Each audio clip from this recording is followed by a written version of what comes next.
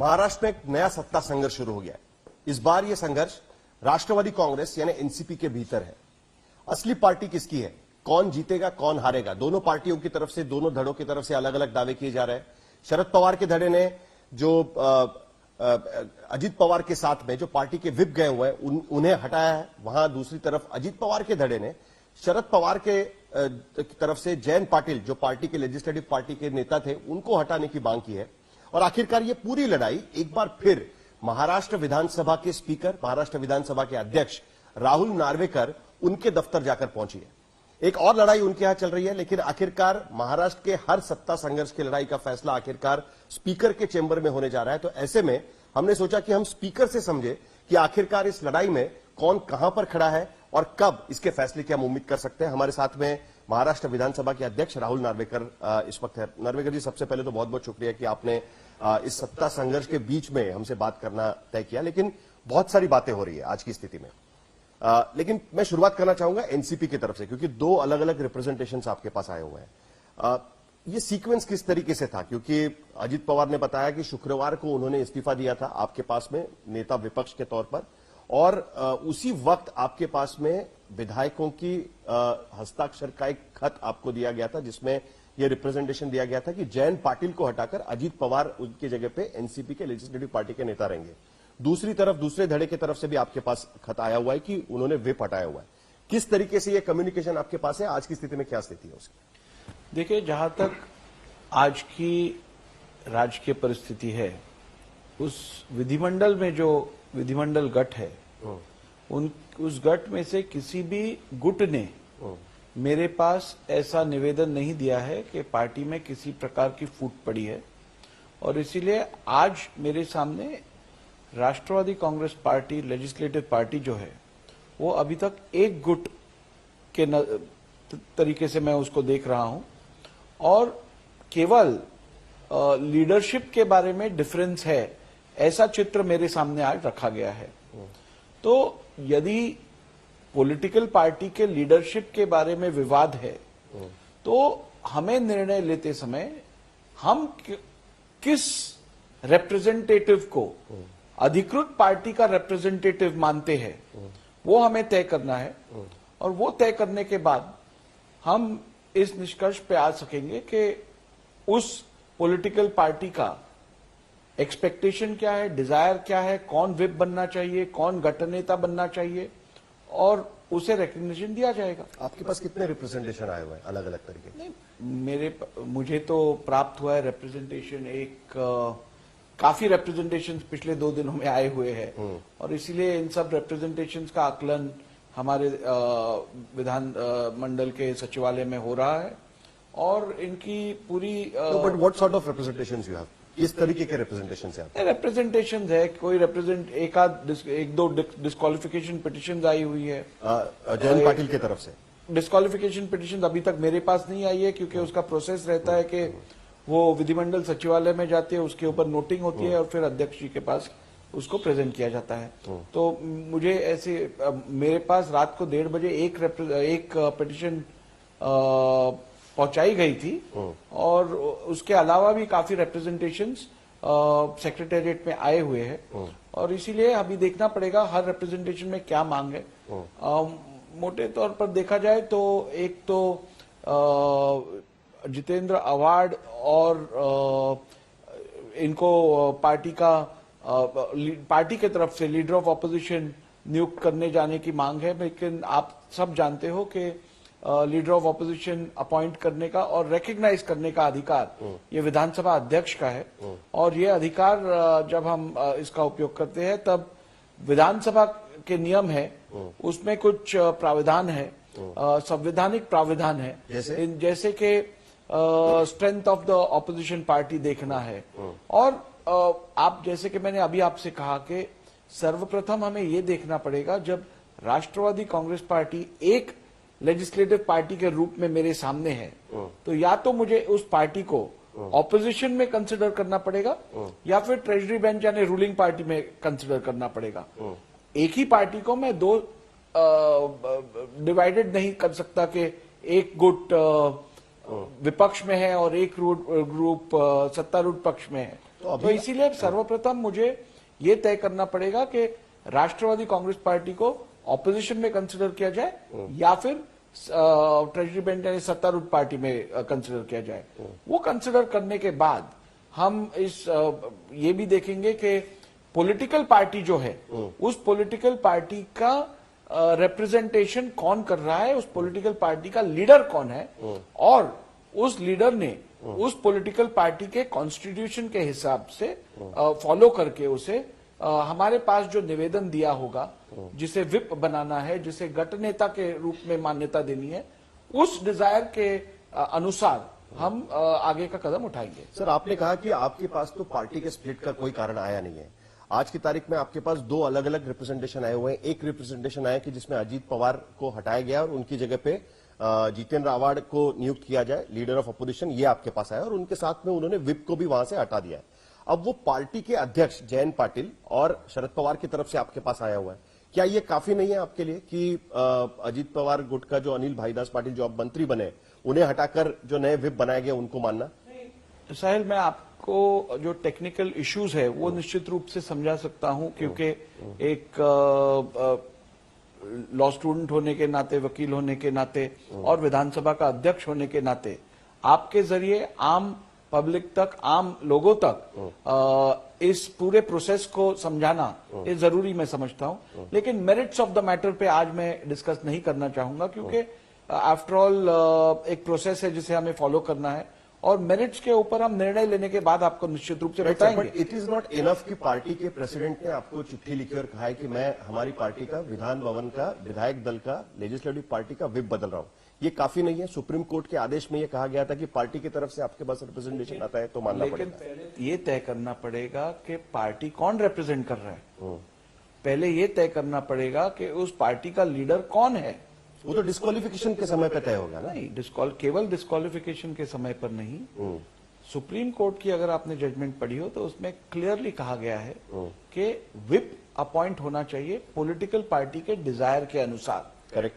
और इसीलिए वो पॉलिटिकल पार्टी कौन रिप्रेजेंट करता है, जब मेरे सामने ये विवाद है, जब दो व्यक्ति उस पॉलिटिकल पार्टी की लीडरशिप क्लेम कर रहे हो, तब सर्वप्रथम मुझे ये तय करना पड़ेगा कि उस पॉलिटिकल पार्टी की लीडरशिप कौन है, कौन रिप्रेजेंट कर रहा है और उसके अनुसार मुझे विप को रिकग्निशन देना पड़ेगा। सर, आपके पास ऑलरेडी एक पिटीशन पड़ा हुआ है।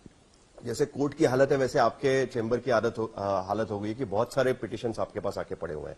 मैं पहले वाले पिटीशन के पास आना चाहता हूं, लेकिन इस वाले मामले में आपके पास समय की कमी है, क्योंकि अभी जुलाई में महाराष्ट्र विधानसभा का मानसून सेशन शुरू हो जाएगा। उसमें आपने जैसे कहा कि एनसीपी के कुछ लोग सत्ता में आपको दिखाई देंगे, एनसीपी के कुछ लोग कह रहे हैं कि हम तो विपक्ष में हैं, क्योंकि एनसीपी की तरफ से एक डेप्यूटी चीफ मिनिस्टर बन चुके हैं और उसी पार्टी का कहना है कि जितेंद्र आवाड़ हमारे लीडर ऑफ अपोजिशन होंगे। तो कम से कम यह फैसला तो आपको जल्दी करना पड़ेगा कि पार्टी सत्ता में है या पार्टी विपक्ष में है। वो किस तरीके से हो सकता है? मैंने आपको प्रोसेस समझाया है। उसके लिए हमें पहले ये तय करना पड़ेगा कि पॉलिटिकल पार्टी कौन रिप्रेजेंट कर रहा है, और पॉलिटिकल पार्टी कौन रिप्रेजेंट कर रहा है ये तय होने के बाद उस पॉलिटिकल पार्टी की लीडरशिप जो डिसीजन लेगी, और वो भी डिसीजन पार्टी के कॉन्स्टिट्यूशन के अनुसार ही होना अपेक्षित है, उस डिसीजन के अनुसार हम उचित निर्णय ले लेंगे। तो ये सेशन शुरू होने के पहले ये फैसला हो जाएगा आपके तरफ से? देखिए, अभी ये तो कहना मुश्किल है, अभी तो सब फैक्ट्स आने बाकी है। जैसे रिप्रेजेंटेशन आए उनके मेरिट्स देखकर हम निर्णय लेंगे। प्रैक्टिकली तो यही दिखेगा ना कि एक धड़ा जाके 9 लोगों ने जो शपथ ली है वो तो सरकार के साथ बैठेंगे, ट्रेजरी बेंच पर बैठेंगे। जो लोग आपके पास रिप्रेजेंटेशन दे रहे हैं कि हमारा नेता विपक्ष बनाइए, वो तो विपक्ष के इस पर बैठेंगे। सिटिंग अरेंजमेंट से लेकर हर चीज का दिक्कत होने वाली है। आप किस तरीके से उसको सॉल्व करेंगे? ये कोई दिक्कत की बात नहीं है। हर चीज के लिए एक प्रोसेस लेट डाउन है। यदि हम काम नियमों के अनुसार करेंगे, विधानसभा के नियमों का पालन करेंगे, संवैधानिक प्रावधानों का पालन करेंगे, तो इसमें कोई दिक्कत नहीं है। ये सब फैसले उचित समय पर उचित प्रावधानों के अनुसार हम इसका निर्णय लेंगे। सर, लेकिन ये सेशन तो विदाउट नेता विपक्ष हो जाएगा ना फिर, क्योंकि अभी कांग्रेस की मीटिंग हो रही है। अभी तक स्प्लिट किसी तरीके से दिख नहीं रही है, क्योंकि आपने कहा कि आपके पास उस तरीके का कोई रिप्रेजेंटेशन नहीं है। तो असली में विपक्ष में सबसे बड़ी पार्टी कौन है? किस तरीके से उसका चयन होगा? अभी देखिए, विपक्ष में तो केवल एक दल नहीं है। विपक्ष में आज मेरे अनुसार 3 दल है, 3 से भी अधिक दल है। तो उन सब दलों की संख्या का विचार करना पड़ेगा। उसके बाद जो इतर प्राविधान है उन सब का पालन करना पड़ेगा और उसके बाद हम जिसे भी रिकग्निशन देना है लीडर ऑफ अपोजिशन के रूप में उसे रिकग्निशन देंगे। लेकिन आपके माध्यम से मैं सभी को आश्वासित करना चाहता हूं, जो निर्णय लिया जाएगा वो निर्णय निश्चित रूप से सभी नियमों का, सभी प्रावधानों का पालन करके ही लिया जाएगा। तो जल्द से जल्द इसका फैसला हो जाएगा। आपने क्या नोटिस इशू की है दोनों गुटों के कि आप अपना पॉलिटिकल पार्टी आप है, तो जैसे आपका संविधान बताइए क्या है वगैरह, उस तरीके का कोई कार्रवाई शुरू हो चुकी है? देखिए, प्रोसेस तो लेट डाउन है और प्रोसेस के हिसाब से अभी कल मेरे पास रिप्रेजेंटेशन आए हैं।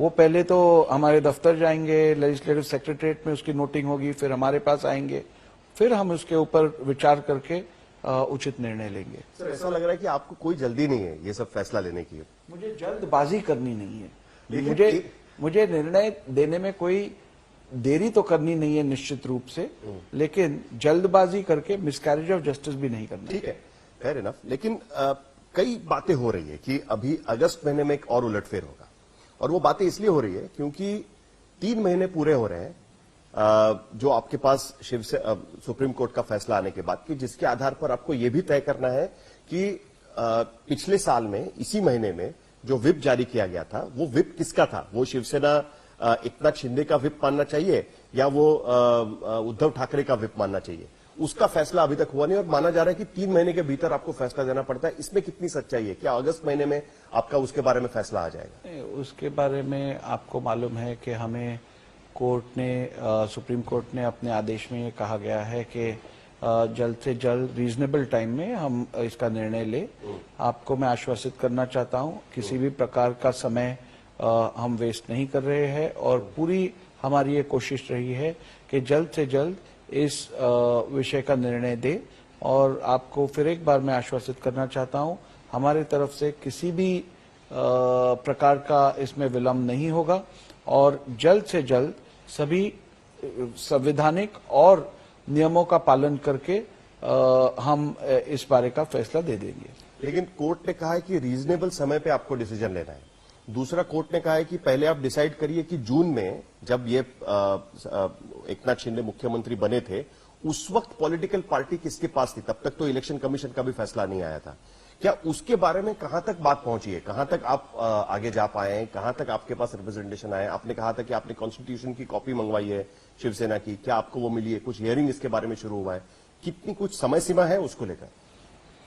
नहीं, देखिए, रीजनेबल टाइम तो सब्जेक्टिव है क्योंकि हर केस के ऊपर उसका it depends from case to case और फैक्ट्स टू फैक्ट्स पे डिपेंड होता है। अभी इसमें आप जैसे जानते हो कि शिवसेना के मामले में पॉलिटिकल पार्टी कौन है, इस बात को लेकर पहले शुरुआत करनी है। पॉलिटिकल पार्टी कौन रिप्रेजेंट कर रहा है, वो रिप्रेजेंटेशन पार्टी के कॉन्स्टिट्यूशन के अनुसार है क्या, इन सब चीजों को देखकर ही हमें फैसला लेना है। तो मैं समझता हूं ये सब जो प्रोसेस लेट डाउन है उसको हम पूरी तरीके से फॉलो करेंगे, ना ही हम इसमें कोई देरी करेंगे, ना ही जल्दबाजी करेंगे। लेकिन उसमें सुप्रीम कोर्ट ने कहा है कि 3 महीने के भीतर आपको फैसला देना है।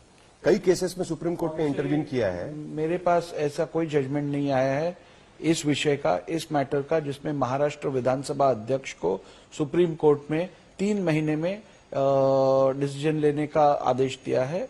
पहली बात तो आपको मैं स्पष्ट रूप से बताना चाहता हूं कि सुप्रीम कोर्ट ने जो रीजनेबिलिटी कही है, रीजनेबिलिटी का मतलब होता है कि कम से कम जितना जरूरी वक्त है उतने जरूरी वक्त में आप निर्णय दें।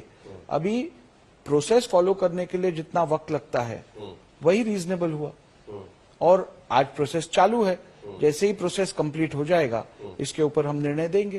लेकिन उन्होंने कहा था कि पिछली बार आपको याद होगा कि एक केस में स्पीकर ने डिसीजन नहीं लिया तो सुप्रीम कोर्ट ने उनको समय सीमा उसके बाद बताई कि आप 3 महीने के भीतर आप इसका फैसला ले लो करके। अगर आप और एक्सेप्शनल सर्कमस्टेंसेस होने चाहिए कि अगर आपका उस समय सीमा में फैसला नहीं होता है तो क्या ये एक्सेप्शनल सर्कमस्टेंसेस आपको इस केस में भी दिख रहे हैं, शिवसेना वाले केस में भी आपको दिखाई दे रहे हैं जब से आपके पास ये मामला आया हो? जैसे मैंने आपको कहा कि समय सीमा तो कोई लेट डाउन नहीं है, लेकिन ये अपेक्षित है कि कम से कम समय में और कोई भी नियमों का उल्लंघन न करते हुए निर्णय लेना अपेक्षित है, उसी को रीजनेबिलिटी कहते हैं। After all when a decision is taken it has to be a reason decision, उसमें वो जस्टिफाइड होना चाहिए और जो निर्णय हम लेंगे वो निर्णय सभी प्रावधानों का पालन करके और वो निर्णय जस्टिफाएबल होना चाहिए। ये सब चीज करने के लिए जितना समय लगता है उतना समय लगेगा। सर 2020 का कोर्ट का एक वर्डिक्ट है और उन्होंने उसमें इस चीज का एड्रेस किया हुआ है और उन्होंने कहा है कि the speaker refrain from deciding petition with in a reasonable time, it constitutes an error that attracts the jurisdiction of the high court for a judicial review. मतलब अगर आप समय पे फैसला शायद नहीं लेंगे, और शिवसेना पहले ही कह चुकी है कि अगर 3 महीने के भीतर फैसला नहीं आता है तो वो सुप्रीम कोर्ट का दरवाजा दोबारा खटखटाएंगे, दोबारा अदालत के पास जाएंगे और कहेंगे कि स्पीकर जल्द से जल्द इसका फैसला ले। क्या इसके बारे में आपने कुछ सोचा है? क्या हम उम्मीद करें कि अगस्त तक इसका फैसला आ जाएगा? नहीं, जैसे मैंने आपको कहा है कि मैं ये फैसला जैसे सुप्रीम कोर्ट ने कहा है कि रीजनेबल टाइम में आपको लेना है, तो निश्चित रूप से मेरे हिसाब से रीजनेबल टाइम है सभी कानूनी प्रावधानों का पालन करके आप जस्टिफाइड निर्णय लेने के लिए जितना समय लगता है वो समय रीजनेबल है। और मैंने जैसे इससे पहले भी आपको कहा है कि ये निर्णय हम निश्चित रूप से किसी भी प्रकार की का विलंब नहीं लगाते हुए, कोई जल्दबाजी भी नहीं करते हुए, जिससे मिसकैरेज ऑफ जस्टिस भी ना हो और अनड्यू डिले भी ना हो, इस प्रकार से हम ये निर्णय लेंगे। सर क्योंकि ये पहला इस तरीके का केस है, इसके लिए आपकी भूमिका बहुत अहम हो जाती है और लोगों को ये समझना बड़ा जरूरी है कि स्पीकर कौन सी पॉलिटिकल पार्टी है, which is the political party. Shiv Sena, असली शिवसेना किसकी या असली एनसीपी पॉलिटिकल पार्टी कौन है, ये कैसे तय करेगा? उसके लिए क्या प्रोसीजर है, किस तरीके से आपको उसको फॉलो करना पड़ेगा? What is the procedure for that? Procedure तो आपको मैंने अभी बताया है कि सर्वोच्च न्यायालय का जो निर्णय आया है उसमें बताया गया है कि जब स्पीकर विप को रिकॉग्निशन देते हैं तो whip has to be appointed in accordance with the desire of the political party. वो हो गया एक बात, लेकिन आपको पॉलिटिकल पार्टी डिसाइड करनी है। पॉलिटिकल पार्टी डिसाइड करने के लिए भी सुप्रीम कोर्ट ने अपने फैसले में काफी क्राइटेरिया बताए गए हैं, तो उन सब क्राइटेरियाज का हम पालन करेंगे। उन्होंने जैसे किस तरीके से बताया? जैसे उन्होंने कहा है ऑर्गेनाइजेशनल स्ट्रक्चर देखिए, पॉलिटिकल स्ट्रक्चर देखिए, कॉन्स्टिट्यूशन ऑफ द पार्टी देखिए और जो फैक्ट्स होंगे आपके सामने उनको देखिए। तो काफी डिटेल्ड इन्वेस्टिगेशन इसमें होने की जरूरत है और सभी एस्पेक्ट्स को कंसिडर करके एक उचित निर्णय लिया जाएगा। क्या ये सब्जेक्टिव एनालिसिस होगा स्पीकर का? जो स्पीकर है वो उनके एनालिसिस के तौर पर ही होगा? क्या आपको जरूरत पड़े तो आप जमीन पर जाकर भी चेक कर सकते हैं कि असली पार्टी किसके पास है? क्या आप रिप्रेजेंटेशन मंगवा सकते हैं? आप लोगों का सुनवाई रख सकते हैं उसको लेकर कि पॉलिटिकल पार्टी में कौन क्या है? क्या ये भी प्रोसीजर कर सकते हैं? यदि हमें छानबीन कर उचित निर्णय लेना है तो छानबीन करने के लिए जो जो प्रोसेस और प्रोसीजर हम अपनाना चाहते हैं वो हमें अपनाने पड़ेंगे। उसमें अगर हमें रिप्रेजेंटेशन मांगने हैं, रिटन सबमिशन मांगने हैं या फिर पर्सनल हियरिंग देनी है, जो जो जरूरी रहेगा वो हम करेंगे। क्या शिवसेना के मामले में ये सब हुआ है आज की तारीख में? प्रोसेस चालू है। ठीक है सर, मुझे लगता है कि आप इससे ज्यादा कुछ बोलना नहीं चाहते, लेकिन अगस्त महीने तक कोई फैसला आने का कोई इस तरीके की कोई जरूरी नहीं है कि अगस्त महीने तक आप फैसले को रेडी करें शिवसेना के मामले में। मैंने जैसे आपको अभी बताया है कि मेरा ये प्रयास रहेगा कि मैं जल्दी से जल्दी, जितनी जल्दी हो सके इस विषय का निर्णय दूं, लेकिन ये मेरी संवैधानिक जिम्मेदारी है कि मैं जो निर्णय दूं वो एक्स्ट्रा कॉन्स्टिट्यूशनल ना हो, कॉन्स्टिट्यूशनली वैलिड हो, रीजन्ड हो, जस्टिफाइड हो। तो ये सब मेरी जो जिम्मेदारी है उसे निभाने के लिए मैं किसी भी प्रकार की जल्दबाजी करके मिसकैरेज ऑफ जस्टिस भी नहीं होने दूंगा। And there is no time limit कि 2 महीने में, 3 महीने में या 4 महीने में, इस तरीके की कोई बात आप पर नहीं है, बाइंडिंग नहीं है आपके ऊपर। देखिए, मैंने आपको कहा रीजनेबल टाइम में हमें निर्णय लेना है, रीजनेबल टाइम में लेंगे। ठीक है सर, बहुत बहुत शुक्रिया आपने हमसे बात की और क्योंकि आप पर सचमुच में एक बहुत बड़ी जिम्मेदारी है। आपका जो जजमेंट आएगा इस पूरे मामले को लेकर वो हो सकता है कि पूरे देश में फॉलो हो, क्योंकि सुप्रीम कोर्ट के, कॉन्स्टिट्यूशनल कोर्ट के फैसले के बाद सबसे पहला जजमेंट आपका ही इस तरीके के मामलों में आने वाला है। इसके लिए आपका बहुत बहुत शुक्रिया। आपके जजमेंट का हमको भी इंतजार रहेगा। धन्यवाद।